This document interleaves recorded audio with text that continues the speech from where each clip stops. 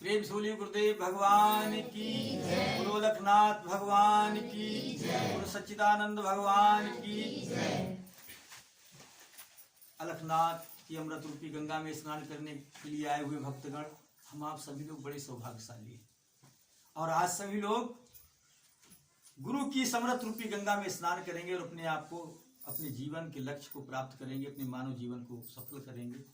आइए सर्वप्रथम गुरुदेव भगवान के चरण कमलों में एक छोटी सी वंदना साथ साथ में सभी लोग करेंगे, नमन करेंगे गुरु के लिए, क्योंकि नमन करने अगर योग्य कोई है तो वो केवल सच्चा सतगुरु है। और हमारे मानव जीवन का अगर कोई सच्चा साथी है तो वो केवल सतगुरु है। आइए सभी लोग साथ साथ में प्रार्थना बोलते हैं। गुरुदेव नमः, गुरुदेव नमः, गुरुदेव नमः, गुरुदेव नमः, गुरुदेव नमः, गुरुदेव नमः, गुरुदेव नमः, गुरुदेव नमः। गुरु ज्ञान गंगा का किनारा है, गुरु ज्ञान गंगा का किनारा है, गुरु मुक्ति का एक द्वारा है, गुरु मुक्ति का एक द्वारा है। गुरुदेव नमः, गुरुदेव नमः, गुरुदेव नमः, गुरुदेव नमः।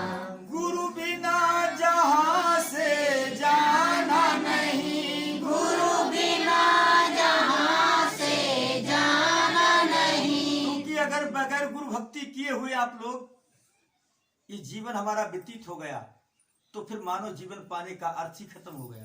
क्योंकि मानव जीवन ही इसलिए मिला है कि आप गुरु भक्ति की लॉकडाउन में रह करके अपने इस मानव जीवन के लक्ष्य को प्राप्त करें। और ये काम किए बगैर ही आपने इस जीवन को पूरा जी लिया तो फिर आप मानव कहलाने के अधिकारी नहीं है। ये जीवन ही हमें इसलिए मिला है।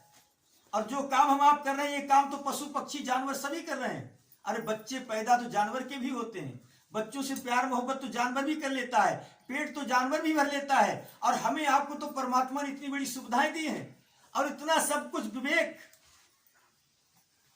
सही क्या है गलत क्या है सब कुछ दिया है हमारे लिए, सारी सुविधाएं दी हैं। नरम मुलायम गदेलों पर लेटते, अच्छे अच्छे मकानों में रहते हैं, अच्छा अच्छा भोजन खाते हैं। सही क्या है गलत क्या है इसका भी निर्णय कर सकते हैं। और ऐसा जीवन पाने के बावजूद भी अगर हमने वो जानवरों वाला काम किया तो फिर इसके लिए क्या कहा कि ये साम विद्या तपो न दानम ज्ञानम न शीलम गुणो न धर्मा ते मृत्युलोके भोग भार भूता मनुष्य रूपेण मृगाश्चरन्ति। अगर आपने मानव जीवन में इस लक्ष्य को प्राप्त नहीं कर पाया तो हम मानव कहलाने के अधिकारी नहीं है, हम मानव रूप में जानवर हैं। क्योंकि जो जानवर करता है वही हम आप करते हैं। इसलिए कहना है कि गुरु के बगैर संसार से जाना मत। सुखदेव महाराज स्वर्ग लोक में सत्संग सुनने के लिए जाया करते थे। स्वर्ग लोक में सत्संग सुनने के लिए जाया करते थे तो वो जिस जगह पर बैठते थे और वहां से सत्संग सुन करके जब उठते थे तो वहां की मिट्टी को खोद करके अलग फेंक दिया जाता था। कई गड्ढे बन गए वहां पर। तो एक बार सुखदेव कहने लगे, भाई एक बात बताओ, मैं पहले दिन आया था तो ये बिल्कुल जगह प्लेन थी, लेकिन आज इतने गड्ढे क्यों पड़ गए हैं, इतने गड्ढे क्यों पड़ गए हैं? तो बोले ये बात मत पूछो, ये बात आप मत पूछो। हरिओम हरिओम हरिओम। आइए भाई बैठो, बैठो महाराज।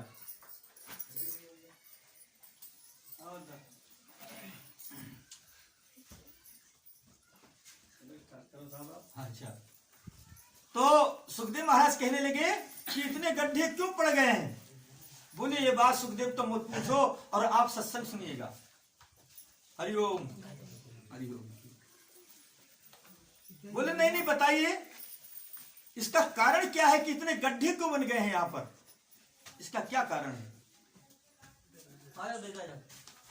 बोले देखो आपका कोई गुरु नहीं है, आपका कोई गुरु नहीं है, इसलिए आप जहां पर बैठते हैं वो जगह भी आप पवित्र हो जाती है। और वैसे भी बताया गया है कि जिसका गुरु नहीं होता है उसके घर का अन्न नहीं खाना चाहिए, उसके हाथ के पानी नहीं पीना चाहिए। ऐसी मान्यताएं हमारे बुजुर्ग लोग बताते हैं, विद्वान लोग बताते हैं, संत जन बतलाते हैं, वेदों में भी लिखा हुआ है कि जिसका गुरु नहीं होता उसके हाथ का पानी पीने का भी धर्म नहीं होता है। उसका कमाया हुआ अन्न खाओगे तो वैसा तुम्हारा मन बनेगा, वैसे तुम्हारे विचार बनेंगे। इसलिए और संतों की वाणियों में आया कि निगुरा मुझको ना मिले, पापी मिले हजार, एक निगुरा के शीश पे लाख पापियों का भार। समझ रहे हैं? तो सुखदेव से कहा भाई तुम्हारा कोई गुरु नहीं है, इसलिए तुम जहां पर बैठते वो जगह अपवित्र हो जाती है, इसलिए उस उतनी मिट्टी को खोद करके अलग फेंक देते हैं। सुखदेव महाराज के बहुत बड़ा धक्का लगा, क्यों? बहुत बड़े ज्ञानी थे वो, बचपन से ही उन्हें आत्मज्ञान था, लेकिन गुरु नहीं थे, इसलिए वो आत्मज्ञान एक अहंकारी ज्ञान था। अगर गुरु भक्ति के बगैर आपके पास कोई ज्ञान है तो वो ज्ञान रावण या कंस हिरण्याकश्यप जैसा है। और अगर ज्ञान है आपके पास और वो गुरु भक्ति सहित है तो वो ज्ञान फलीभूत होता है और उस ज्ञान से परमपिता परमात्मा की प्राप्ति होती है।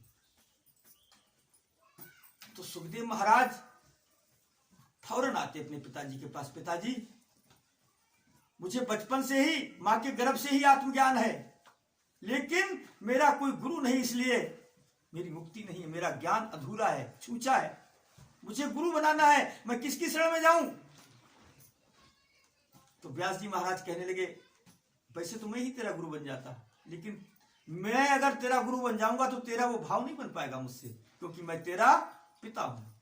इसलिए बेटा अगर तुम्हें गुरु धारण करना है तो तुम राजा जनक के पास चले जाओ। सुखदेव महाराज, क्योंकि राजा और संत, राजा और गुरु, ये कैसी बात पिताजी कर रहे हैं? बोले नहीं जाओ, वो देखने के राजा हैं लेकिन वो वास्तविक परम योगी हैं, तत्ववेता हैं, उनके पास जाओ। सुखदेव महाराज ने जाकर के राजा जनक को गुरु बनाया। इसलिए गुरु की महिमा बड़ी अपरंपार है। हमारे हृदय रूपी मंदिर में जो चराचर में परमात्मा व्याप्त है, जो सबके आधार है, सबके साक्षी हैं, और उनका अगर बोध पाना है, जो हमें भगवान प्राप्त है, प्राप्त होते हुए आप प्राप्त लग रहे हैं, अगर प्राप्त हुए भगवान को अगर प्राप्त करना चाहते हो तो केवल ये सतगुरु के द्वारा हो सकता है। चाहे विरंच शंकर सम होई और बिन गुरु भवनिधि तरह ना। रामकृष्ण से को बड़ा तिन्हों ने गुरु कीन और सप्तदीप नवखंडे सब गुरु आगे आधा। इसलिए सभी लोग श्रद्धा से गुरु को नमन करें। गुरु कोई हाड़ मास का बंडल नहीं होता है।